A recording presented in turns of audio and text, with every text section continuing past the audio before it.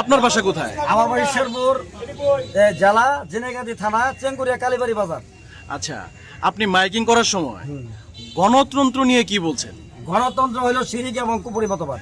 এটা কি আপনি প্রচার করছেন? হ্যাঁ, প্রচার করছে। আচ্ছা, তারপর গণতন্ত্র ত্যাগ করুন, ইমান ইসলাম গ্রহণ করুন। গণতান্ত্রিক ভোট বোর্ড যারা অংশগ্রহণ করছে তারা গণতান্ত্রিক দল, তারা ইসলামী দল না। ওই জন্য বলছি, যারা গণতন্ত্রে ইসলামের নামে নেতৃত্ব দেয় এই সমস্ত নেতাদেরকে অস্বীকার অমান্য করুন এবং ইসলামী সমাজের আমি সৈয়দ হুমায়ুন কবির সাহেবকে নেতা মেনে নেন।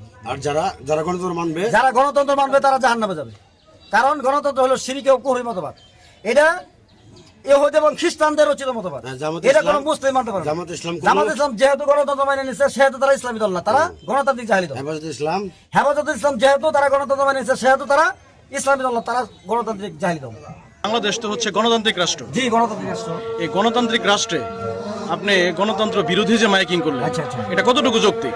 এটা আসলে গণতান্ত্রিক সংবিধানেই আছে, যেই সংবিধান দিয়া, যে ব্যবস্থা দিয়া মানুষের কোনো কল্যাণ হয় না, এই ব্যবস্থার বিরুদ্ধে কথা বলার এখতিয়ার প্রত্যেকটা নাগরিকের আছে।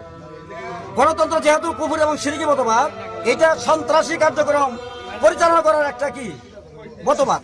এই গণতন্ত্র শিরকি কুফরি মতবাদ, এই গণতন্ত্র যারা মানবে ইসলামের বিপরীতে যেহেতু সংবিধান, এটা মানলে অবশ্যই সে জাহান্নামে যাবে। তার নামাজ হজ জাকাত আমার কিচ্ছু হবে না। এটা আমি ইমানদার হিসেবে আমার দায়িত্ব, এটা আমি অবশ্যই বলবো। আমি এ পর্যন্ত 8 বার অ্যারেস্ট হয়েছি। আমি ইসলামী সমাজ করি আজ 26 বছর যাবত। আমি শেরপুর জেলা দায়িত্বশীল, আমাকে 8 বার অ্যারেস্ট করা হয়েছে, 8 বার রিমান্ডে গেছি। অন্যান্য দলের লোকেরা পুলিশ গেলে কি করে পালায়, আমি আলহামদুলিল্লাহ পালাই না। আমি আমার কাছে যাওয়ার পরে বলে, আনসার ভাই বা হুজুর কেমন আছেন? আলহামদুলিল্লাহ ভালো আছি। কয় আপনার কাছে আমরা আইলাম, কয় ওসি সাহেব যাইতে বলছে, এসপি সাহেব যাইতে বলছে। আমি বলে আপনি আসলেন কেন?